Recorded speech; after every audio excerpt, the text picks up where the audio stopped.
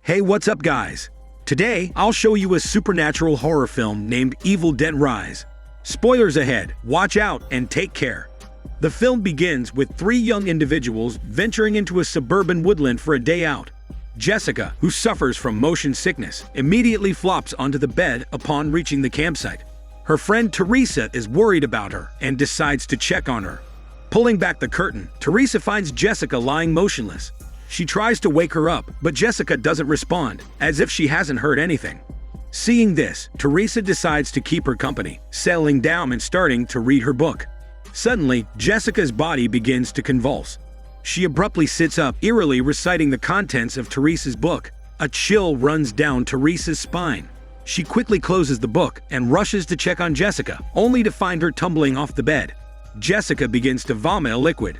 When Teresa tries to help her, Jessica grabs her by the throat, her other hand entwined in Teresa's hair, ripping off half of Teresa's scalp.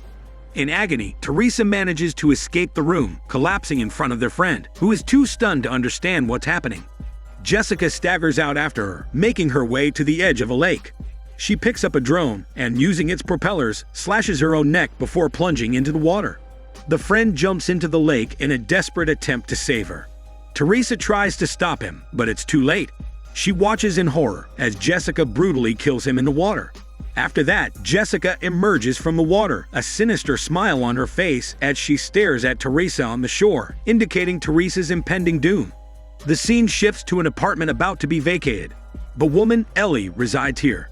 She is a tattoo artist and is raising her three children alone after a bad breakup, living a life of financial strain. With the impending move, she's concerned about finding a new home for her kids. Just as she's grappling with this problem, her sister Beth unexpectedly shows up seeking Ellie's assistance. Beth is currently a singer at a local bar, but has discovered she's pregnant and the child's father is nowhere to be found. Helpless, Beth turns to Ellie for support. An already overwhelmed Ellie reluctantly lets her sister stay. Ellie's children include her son, Danny, who aspires to be a DJ, frequently filling the house with loud music. Her eldest daughter, Bridget, is a high school student, while her youngest, Cassie, is a grade schooler with an imagination that runs wild. We can see that Cassie fashions a doll's head onto a stick to fend off imaginary demons. Looking after these three children has left Ellie exhausted, and Beth's arrival only adds to her troubles. But Ellie has no choice but to press on. To celebrate the arrival of their new baby sister, she sent the three children out to buy pizza. On their way home, they passed through an underground parking lot when suddenly an earthquake hit. The ground began to shake and the overhead lights flickered incessantly. Startled, Cassie dropped her soda and ran to her older siblings. They all prepared to sprint towards home, but the ground cracked open beneath them. They had no choice but to find a place to take cover. The earthquake was over in an instant, and thankfully, none of them were hurt. It was at this point that Danny noticed a basement appearing beneath the cracked ground. Driven by curiosity, Danny climbed down and discovered a surprisingly expansive space with two rooms. In the first room, Danny found a pile of envelopes, a photograph of a priest, and several CDs, which he put into his bag before continuing to explore. The second room was filled with crosses, and in the center of it all was a coffin. The earthquake had shaken the coffin, creating a large hole in it. Peering inside, Danny saw not a body, but a mysterious ancient book wrapped up, seeming to writhe from within. As Danny unwrapped the book, countless insects flew out from it. Once the insects dispersed, the mysterious ancient book finally revealed itself. Without giving it much thought, Danny stuffed the book into his bag and brought it home. Due to the earthquake, mobile signals were disrupted, and Ellie couldn't contact her children. She went out in search of them. Upon seeing them emerge from the elevator, Ellie finally settled. Danny returned to the room, retrieving an ancient book and a disc to start his research. Bridget noticed this and urged her brother to put them back, as she felt an uncanny aura emanating from the old book. But Danny shrugged her bullshit off. He planned to open the book and sell it to ease their mother's financial burdens, because he saw the book as a valuable antique. Despite his sister's objections, Danny insisted on unwrapping the sharp pieces covering the book, but he cut his finger. The blood dripped onto the book's surface and was instantly absorbed. The next moment, the pieces on the books separated on their own. Bridget sensed something was wrong and tried to persuade Danny to throw the book back into the basement, but he stubbornly proceeded. Upon opening the book, he found it filled with many frightening illustrations, each one chilling to the bone. Afterward, Danny placed the disc into the player. A man's voice emanated from it, introducing himself as a priest who had come across the ancient book and intended to study it, documenting his research process. Danny learned the book was known as the Book of the Dead, a malevolent tome made from human flesh, imprisoning a demon within. The ancient book started flipping pages on its own. Danny was frightened, unaware that his blood had awakened the demon inside. The demon then took control of the elevator, giving Ellie a brutal ride, and invaded her body. Possessed, Ellie returned home in a strange manner, turned on the gas stove, and started cooking. She threw an egg into the pan and kept stirring it. A creepy smile spread across her face. Bridget and the others were petrified. Beth approached to ask what was happening, but Ellie responded nonsensically, spouting weird phrases. The next second, she dropped to her knees and lunged at them. Beth hastily retreated. After a brief chase, Ellie stopped, vomited a large amount of liquid, and then collapsed on the floor.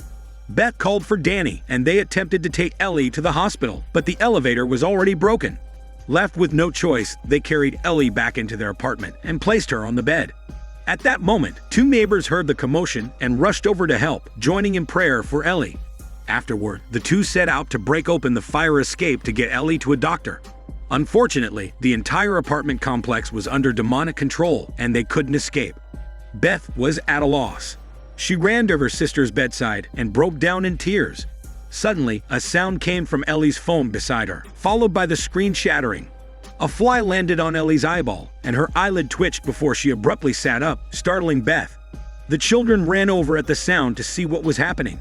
Beth stepped forward to touch Ellie and found her body was burning hot. Together, they managed to place Ellie in the bathtub to cool her hot body down. Unexpectedly, upon contact with water, Ellie's body started to contort and struggled incessantly.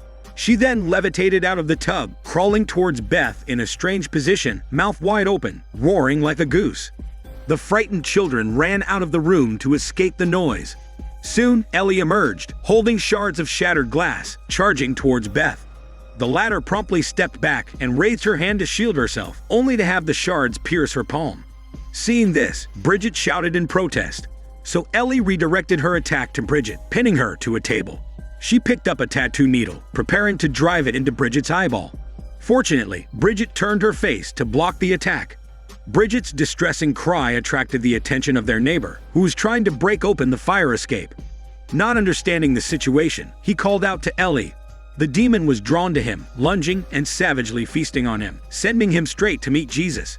Another neighbor, a dying old man carrying a malfunctioned shotgun, rushed over, only to be killed by Ellie before he could even fire a shot. Beth closed the front door and barricaded it. Ellie persistently pounded on the door, each knock sounding like the death knell from hell. Beth peered out through the peephole like a peeping Tom, only to see Ellie staring back at her with a terrifying smile.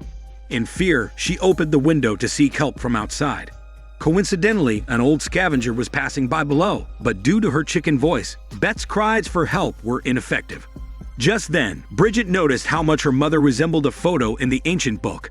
Bridget suspected that the transformation was due to the ancient book that Danny had brought home. Danny continuously apologized to Bridget, but she refused to accept it.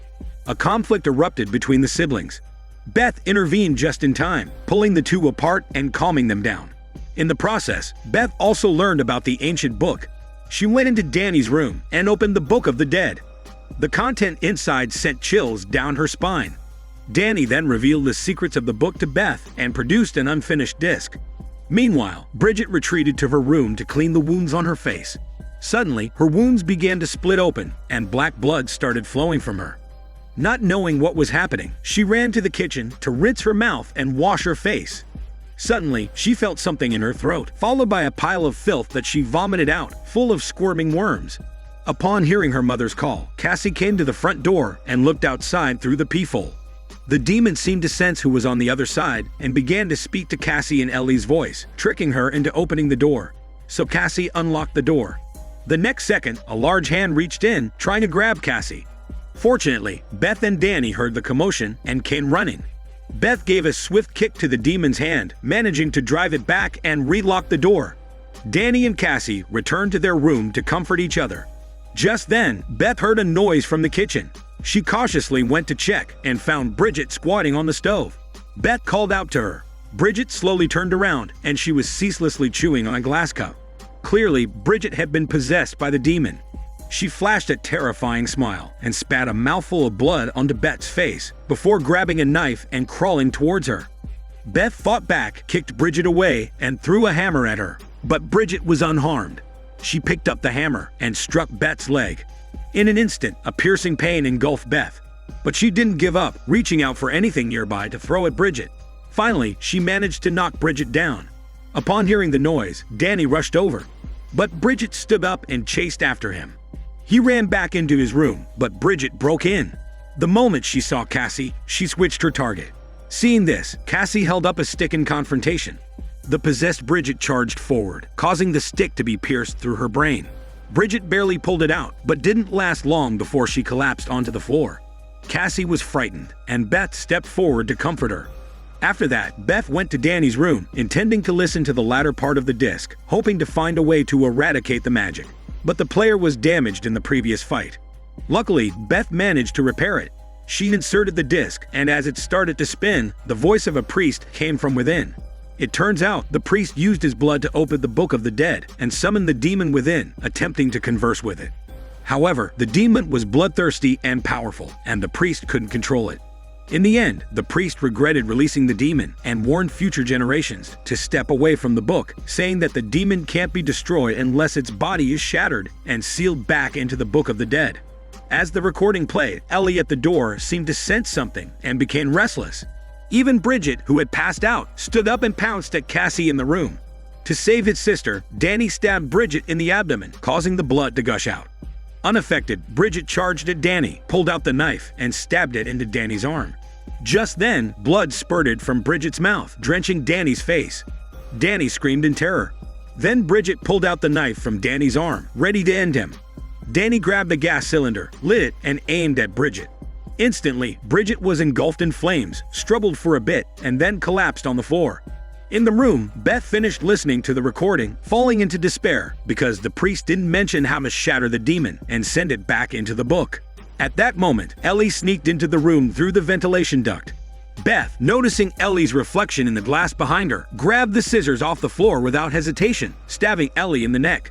But within a second, Beth was thrown out of the room by Ellie. It was then that Beth noticed the dying Danny and rushed to check on him. Looking at Cassie hiding under the table, Danny apologized to her before closing his eyes. Before Beth could even grieve, she was pinned down by the pursuing Ellie, who choked her, sniffing her smell all the way down to her abdomen. Realizing that Beth was pregnant, the demon prepared to extract the child from her belly. Just then, Cassie came to the rescue by throwing a knife to Beth, who quickly grabbed it and struck Ellie in the forehead. Seizing the opportunity, Beth dragged Cassie out of the room and into the hallway, trying to break the lock on the fire exit, but to no avail. She then noticed a shotgun in the hands of the neighbor. She picked it up and aimed at the lock. Before she could fire, the recovered Ellie charged at her.